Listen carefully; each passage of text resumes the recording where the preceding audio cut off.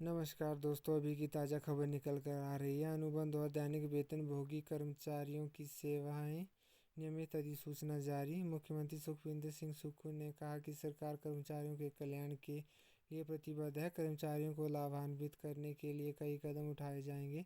हिमाचल प्रदेश सरकार ने 31 मार्च तक 2 वर्ष का अनुबंध सेवाकाल पूरा करने वाले हजारों कर्मचारियों को नियमित करने की अधिसूचना जारी कर दी है। रविवार को अवकाश के बावजूद कार्मिक विभाग ने इस बाबत सभी प्रशासनिक सचिवों और विभागाध्यक्षों को निर्देश जारी किए। इसके अलावा 4 वर्ष का सेवाकाल पूरा करने वाले दैनिक वेतनभोगियों को भी पक्का करने की अधिसूचना जारी कर दी गई है।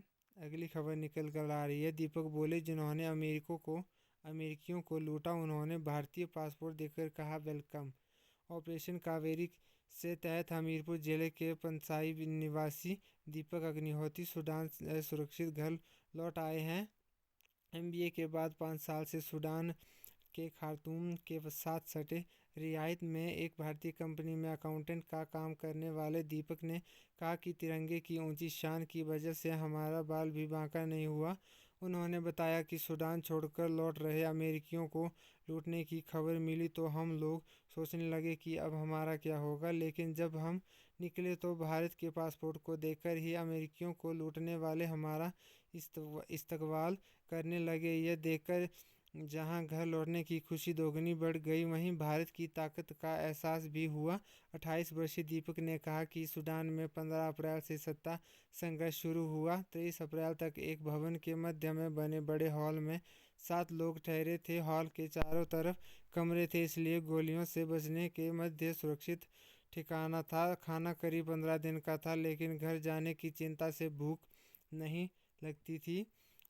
इसी बीच भारत में पीएम मोदी की उच्च स्तरीय बैठक के बाद सूडान में भारतीय दूतावास के अधिकारियों ने हमारे व्हाट्सएप ग्रुप पर मैसेज किया कि अपनी डिटेल भेजें। अगले दिन हमें पोर्ट सूडान पहुंचने के लिए कहा गया, लेकिन गोलीबारी और बमों के बीच पहुंचना कठिन था। ग्रुप में जुड़े करीब 50 भारतीयों ने हिम्मत जुटाकर एक बस किराए पर ली और 23 अप्रैल को एयरपोर्ट के लिए निकल पड़े। 14 घंटे के सफ़र में करीब 4 जगह सेना ने बस को रोका, लेकिन भारतीय पासपोर्ट देखकर हंसते हुए वेलकम कहा।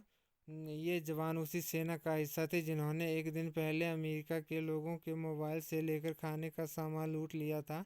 रात करीब 10 बजे भारतीय दूतावास पोर्ट सूडान पहुंचे। हमारे ग्रुप में महिलाएं, बच्चे और बुजुर्ग भी थे। हर किसी के लिए यहाँ खाना बना हुआ था। फिर अगले दिन बंदरगाह से सऊदी अरब के जेद्दा पहुँचे और जेद्दा से दिल्ली के लिए पहले से तैयार जहाज में स्वदेश लौटे।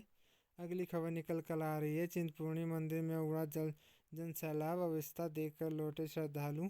रविवार को श्रद्धालुओं की लंबी कतारें दोपहर 12 बजे तक लुधियाना सराय को पार कर गई। इस वजह से श्रद्धालुओं को दर्शन के लिए 7 से 8 घंटे का समय लगा।